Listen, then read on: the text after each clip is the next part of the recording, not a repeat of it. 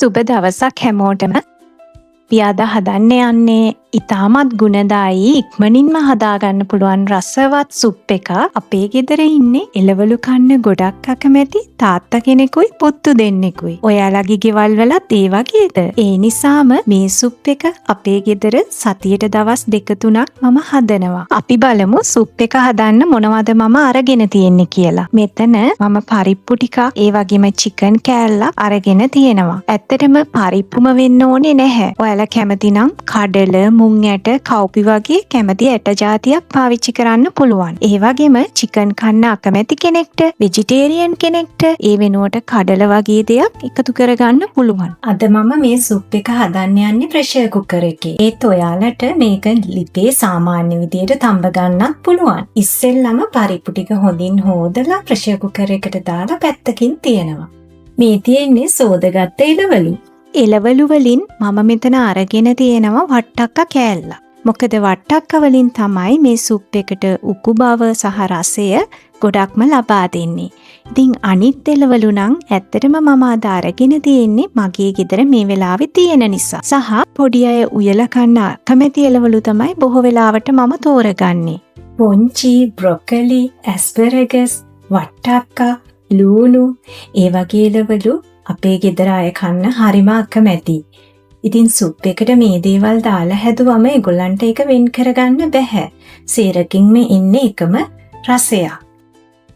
ඉතින් අම්මලා විදියට අපි ස්මාර්ට් වෙන්න ඕනනේ කොහොම හරි දරුවන්ට මේ දේවල් පෝෂණීය විදියට කවන්න. සුප් එක කියන්නේ ඒකට හොඳම ඔප්ෂන් එකක් අපේ ගෙදර නම්.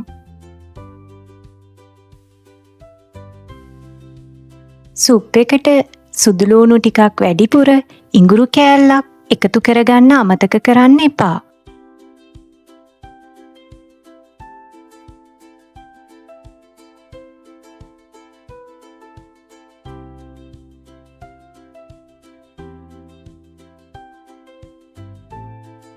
මේ කපාගත්ත එළවලු චිකන් ටිකත් එක්ක අපි ප්‍රෙෂර් කුකර් එකට එක් කරගමු. මේකට වත්තෙන් කඩාගත්ත ගොටුකොළ ගස් 2-3කුයි කරපුංචාත්තකුයි එකතු කරනවා. ඊළඟට මේ එකතු කරන්නේ අපේ දේශීය කුළුබඩු වර්ග වලින් කිහිපයක්. සූදුරු ඇට ටිකක්, උළුහාල්,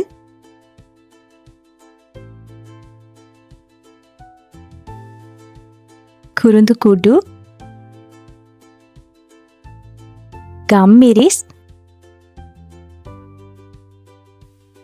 ලුණු සහ කරි පවුඩර් ස්වල්පයක්. මේ දේවල් ගොඩාක් වැඩියෙන් එකතු කරගන්න යන්න එපා. එතකොට සුප් එකේ රස සම්පූර්ණයෙන්ම වෙනස් වෙනවා. දැන් අපි එළවලු වැහෙන ගානට මේකට වතුර එක් කරගමු. ප්‍රෙෂර් කුකර් එකේ මේක කුක් කරනවා නම් ස්ටීම් 2ක් හොඳටම ප්‍රමාණවත්.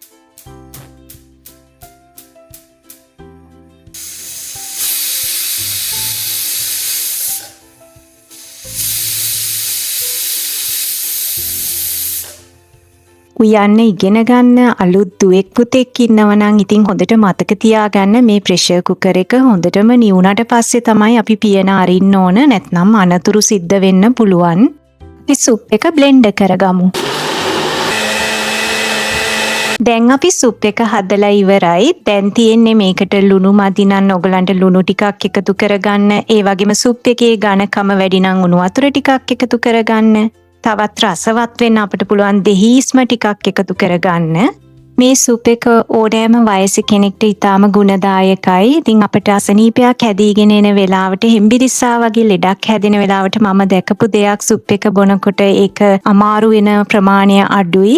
ඉතින් ඔයාලත් හදලා බලන්න. පිටරට ඉගෙන ගන්න ගියපු අපේ දුවලා පුතාලා ගොඩක් කාර්යබහුලයි. මම දන්නවා එළවලු කනවා හරිම අඩුයි. ඉතින් එහෙම දුවෙක් පුතෙක්ට උනත් මේ විදියට සුප් එකක් හදාගන්න එක හරිම පහසුයි. මේ ඔයගොල්ලන්ට පේන්නේ මම සුප් එක හදන වෙලාවට ටිකක් වැඩිපුර හදලා ෆ්‍රිජ් එකේ ස්ටෝර් කරගන්නවා. ආයෙත් ඒක රත් කරලා උණු වතුර ටිකක් එකතු කරලා ඝනකම වැඩි නම් අපිට ඕන ගානට හදාගන්න පුළුවන්.